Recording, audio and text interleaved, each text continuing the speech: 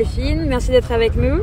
Bonjour Anaïs, merci de me recevoir sur le ponton devant ce cadre incroyable qui est la plage du Majestic, enfin le ponton du Majestic Hotel à Cannes.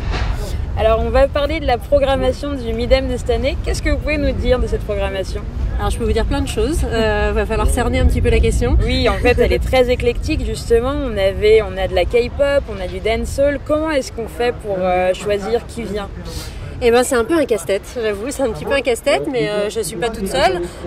Sur la première scène, on a les artistes du Midem Artist Accelerator qui ont été sélectionnés par un comité artistique venu du monde entier, par des professionnels de l'industrie.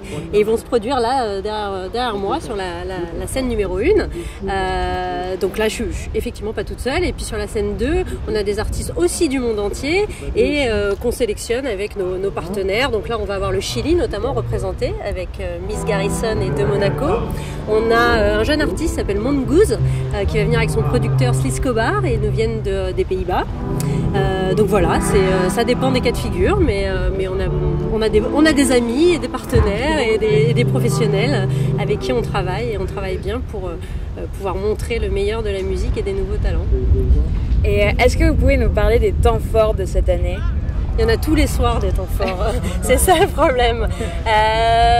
Hier c'était incroyable, on a ouvert la scène, la plage avec une programmation dingue. On a eu une soirée British, donc c'est le grand retour des British at Midem qu'on connaissait notamment par Amy Winehouse qui était venue pour la première fois en France en 2007 je crois. Là ça faisait un petit moment qu'on attendait le retour des British, on était très heureux hier avec Jake Isaac, Public Service Broadcasting, Dreamwife, donc c'était vraiment sublime. Et sur la scène 1, donc les premiers finalistes du Midem Artist Accelerator avec XXX qui nous vient de Corée du Sud, Manifest du Ghana, qui on a eu Iris Gold du Danemark et Charlotte d'Écosse. Ce soir, alors là c'est le highlight, on a Wyclef Jean qui va venir clôturer la scène. Wyclef Jean est ambassadeur en fait, artiste ambassadeur du programme, donc il a fait une session d'échange hier avec les artistes, c'était incroyable. Il a raconté un peu comment il produisait ses titres, comment l'inspiration lui venait et comment il construisait les chansons. Donc il avait plein d'instruments autour de lui, des congas, il avait un synthé, une guitare, et il a même rappé avec les artistes finalistes, donc c'était complètement dingue.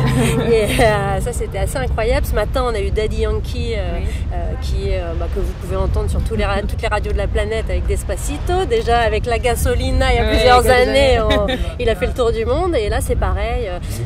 Daddy Yankee vient de la rue, maintenant il est au sommet, et c'est un peu ça qu'il a raconté. Voilà, c'est comment quand on est un artiste reggaeton, qu'on vient de Puerto Rico, qu'on n'a pas forcément les moyens, des ressources, des contacts, comment on fait pour arriver on the top of the world.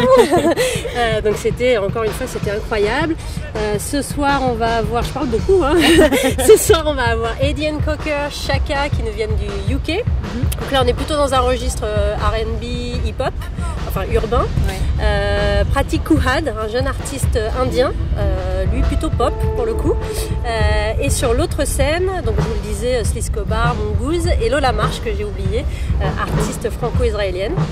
Et demain, pour clôturer en beauté, Taïwan qui viendra avec 3 artistes, The Mixer, The Chairman et DJ Question Mark qui est un DJ qui a remporté plusieurs compétitions internationales de DJing et une soirée française, enfin des finalistes du Midem Artist Accelerator, mais pour le coup ils sont tous français demain soir. Concours de circonstances avec Acid Arabe, Kiddy Smile et Rendez-vous, et Geoffroy qui ouvrira, artiste canadien pop dont vous allez entendre beaucoup parler. Donc ça c'est pour la plage du Majestic. Et puis jeudi soir on a aussi un grand concert au Grand Auditorium avec, alors là c'est plutôt les cadors du rock'n'roll, des grands noms qui vont venir un peu reprendre des standards. Donc il y a des artistes de Jethro Tull, voilà, des grands noms qui vont venir reprendre des standards au Grand Audi jeudi soir. Je crois que c'est tout. Après bon, bien évidemment il y a toujours des concerts dans Cannes, dans les bars, etc. Mais là je parlais plus des scènes principales. Alors justement, on est en ce moment sur la plage du Majestic. Je crois que le lieu a changé, c'est ça ? le lieu était avant au Carlton. Est-ce que vous pouvez nous parler de ce changement? On ne peut pas vous avoir, hein, vous avez les yeux partout. Effectivement, l'année dernière, on était au Carlton. C'était formidable, c'était la 50e édition. On a eu un énorme feu d'artifice, une grande célébration. Je me souviens d'ailleurs avoir fait à peu près la même interview sur un ponton. Non, c'était vraiment incroyable avec Calypso Rose qui jouait, je crois d'ailleurs, derrière moi. Cette année, on a voulu encore élargir cet espace et proposer non pas une scène, mais 2 scènes en face à face qui jouent en alternance et puis rapprocher un petit peu les concerts du Palais des Festivals où les professionnels se rencontrent la journée, débattent, font des rendez-vous pour faciliter la déambulation du public. Voilà. Très bien, et bien on vous remercie d'avoir été avec nous sur Citizen Cannes TV. Quant à nous, on se retrouve très bientôt. À demain.